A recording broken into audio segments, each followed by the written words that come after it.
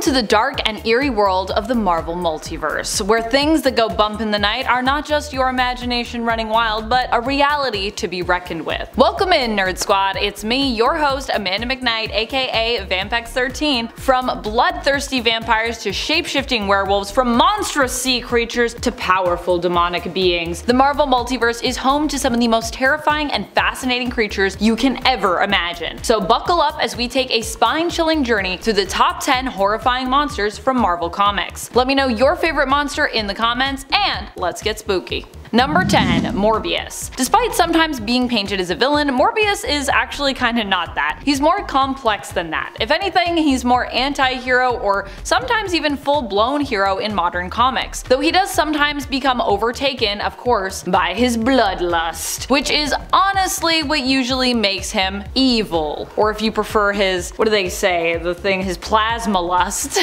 in the animated series. This actually turns him monstrous, though in most cases Michael Morbius doesn't even want to be a vampire, probably because it causes him to see himself as a monster, so he's like a reluctant monster, you know what I mean? And friends, before we move on to our next point on this list, if you love what we do here at Top 10 Nerd and you love it when we talk about spooky things, you can go check out our Dark Alternate Versions playlist for more of that. Number 9. Gargantos. Gargantos is one of the monsters from Doctor Strange in the Multiverse of Madness that I thought actually might be one of the big bads in the film. Instead, the beast was used as a distraction, seemingly modeled after the comic book character Shuma-Gorath. Disney and Marvel decided against using the name of that character for copyright reasons, and so instead decided to use the name that solely belonged to them, Gargantos, kinda renaming the creature and also changing it up a bit. Although in the comics, Gargantos is less of a magical monster and instead is your typical multi-tentacled, one-eyed sea monster. In the film, it takes the combined efforts of Sorcerer Supreme Wong and Dr. Stephen Strange to defeat the beast. Number 8.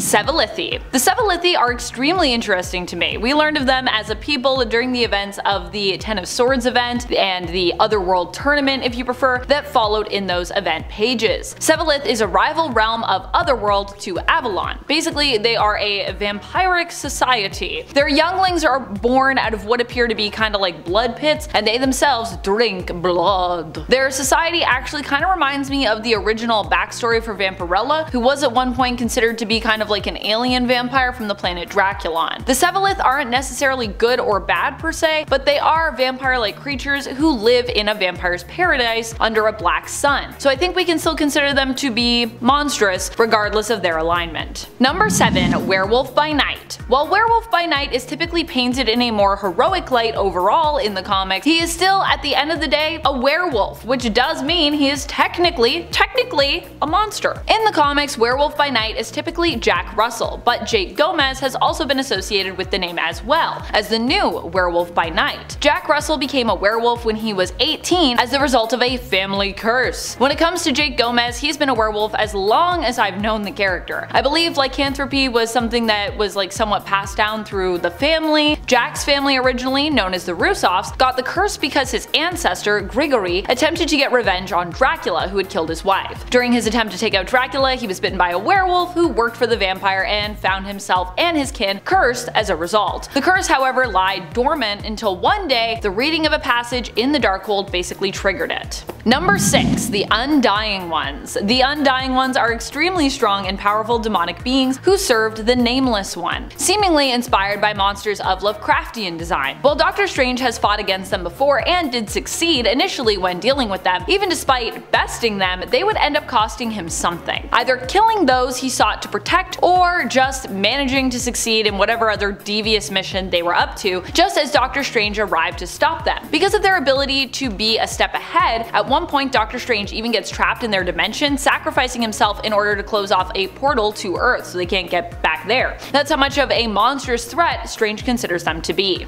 Number 5. Dracula. Dracula is one of the greatest vampires we have in the Marvel Universe, and almost every other comic book universe too, considering that he is now considered to be public domain, meaning meaning that anyone can use his character in their stories without having to consider paying out Bram Stoker or the Stoker family. In Marvel Comics, Dracula is painted as a mastermind who often has his sights set on world domination as his main goal. He often works to do this by conquering the world with his vampires. This is often challenging for him to do, considering that he would need to figure out a way for vampires to daywalk or for night to become eternal on Earth for him and his vampire army to really be considered as, any kind of reasonable threat. He's come close a few times and recently had some success with his vampire nation, but he's never managed to make conquering the world stick permanently. The heroes just simply won't allow it. Curse those heroes, not allowing Dracula to rule. Number 4. Blade. Blade is not specifically a vampire, but is a dhampir, meaning that he's in essence half vampire, half human. At one point in his history, he was one of the most famous cinematic monsters we had from the Marvel Universe, because the Blade franchise actually precedes all other Marvel franchises that we had come our way. Blade is awesome and probably one reason I first fell in love with vampires as a kid. Blade was honestly probably one of the first films I saw that centered around vampires. How they could be bad, but how, like Blade, they could also sometimes be a force of good. Despite having a monstrous side, Blade often uses this to defeat more villainous vampires that he comes up against in the Marvel Universe, like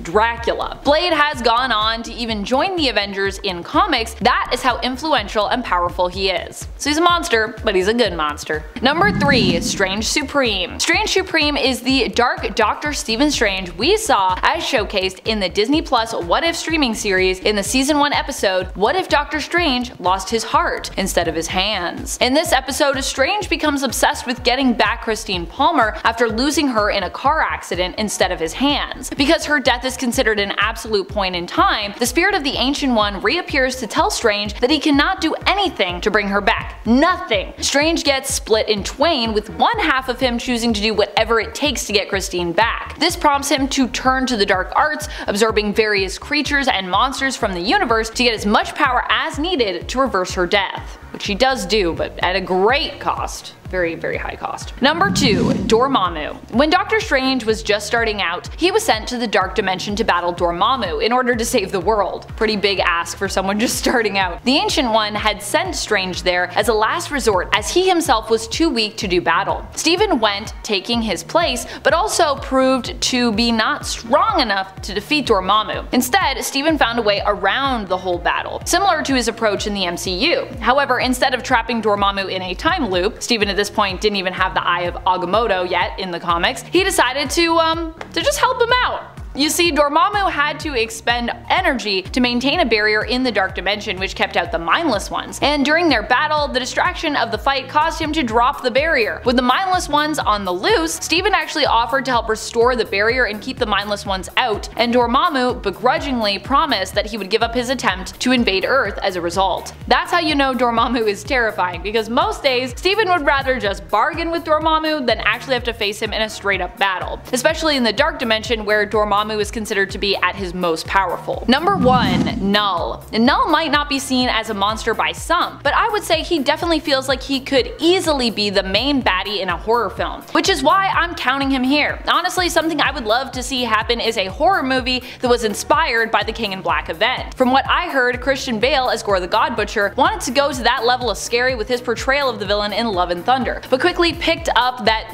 that was not the tone that Taika Waititi had in mind for his film, so he kinda took it down a bit. Learning that left me feeling even more disappointed, considering I feel like a horror subgenre in the MCU would be perfect. We already had a Werewolf by Night Halloween special, but I also feel like having Null in the MCU would lend well to this concept. The character is horrifying to behold in the comics, so why couldn't we have the same if he appeared in the MCU? That's about it. Until next time, you stay nerdy, YouTube.